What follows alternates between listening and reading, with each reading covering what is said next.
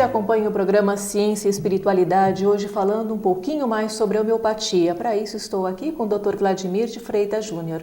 Bom, Vladimir, me diz uma coisa, algumas pessoas, né, até como médico você já deve ter presenciado, as pessoas falam, mas é um tratamento muito longo, muito demorado, né? Mas tem um porquê também desse tratamento ser longo ou não? Tem, na verdade, dentro da homeopatia nós consideramos, ao contrário do que se diz hoje em dia, nós consideramos uma situação que seria as causas fortuitas ou as causas mais agudas de infecções e o que o Hahnemann chamava de doença natural. Ou seja, o ser humano, no seu processo de vida, ele sofre um processo de adoecimento. Esse processo de adoecimento é o próprio desgaste dessa vitalidade, a própria repercussão da vida no corpo humano, as dificuldades e o desgaste que a gente sofre no dia a dia.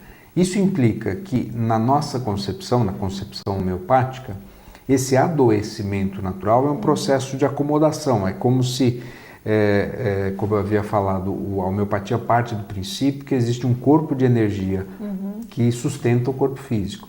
E esse corpo de energia sofre um desgaste, ele sofre, como que digamos, um desvio, e é evidente que isso ocorre ao longo de anos. Na medida que eu vou introduzindo os medicamentos homeopáticos, eu vejo, digamos, com muita clareza em certos casos, um retorno à saúde, mas de forma progressiva. Felizmente, não é o caso de, se a pessoa tem, por exemplo, uma dor articular há 20 anos, eu vou demorar 20 anos usando homeopatia. Ou se ele tem uma enxaqueca crônica, eu não preciso necessariamente demorar o tempo de vida da pessoa. Mas, normalmente, poderia-se dizer, estipular uma regra, que certas doenças que já perduram 10 anos, elas demorariam mais ou menos um ano para tratamento, com as potências adequadas, com a dinamização crescente, para que a pessoa vá começando a reverter esses sintomas. Certo. A homeopatia, ela não é a fitoterapia, né? Não, a homeopatia é um processo bem diferente da fitoterapia.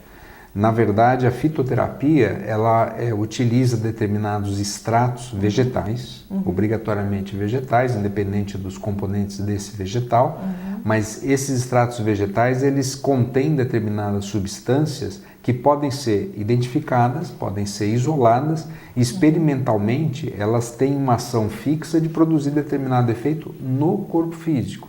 Um exemplo muito característico que eu posso te citar são os medicamentos chamados fitoterápicos que o pessoal usa às vezes para dormir. À base de valeriana, à base de passiflora, que utilizam extratos de folha de maracujá. Essas substâncias identificadas, elas têm realmente um efeito químico direto. Ele tem substâncias que agem no sistema nervoso, diminuem determinados limiares e elas são identificáveis, purificáveis e podem ser administradas com um intuito específico.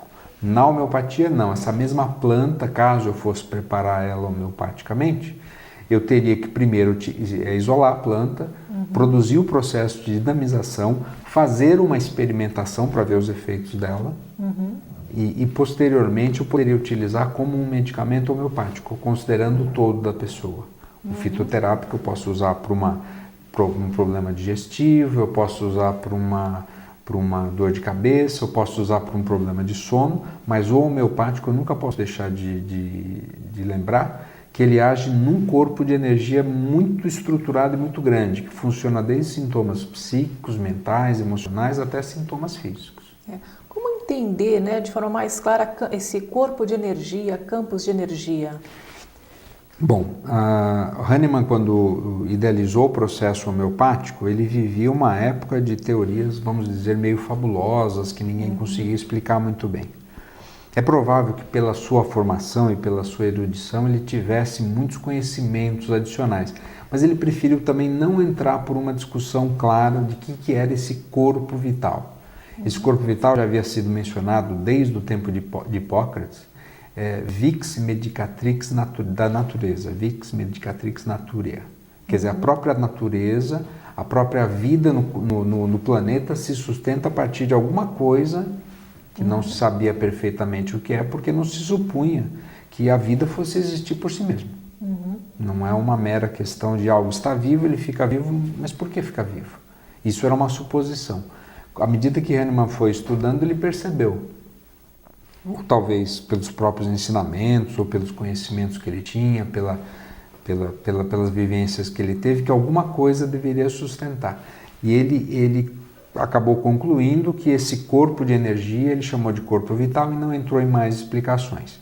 Mais modernamente a gente sabe, por uma série de estudos filosóficos, que principalmente, por exemplo, dentro da doutrina espírita, nós falamos em perispírito. E esse perispírito, nos próprios dizeres dos livros ou nas menções das pessoas que têm clarividência para tal, menciona vários campos, vários níveis desse perispírito. Esse corpo vital, na nossa suposição, seria o nível mais interior, mais próximo ao corpo, sustenta o corpo, anima e dá uma série de sensações a ele. Certo. Bom, Vladimir, a gente vai fazer mais um breve intervalo e nós voltamos já já.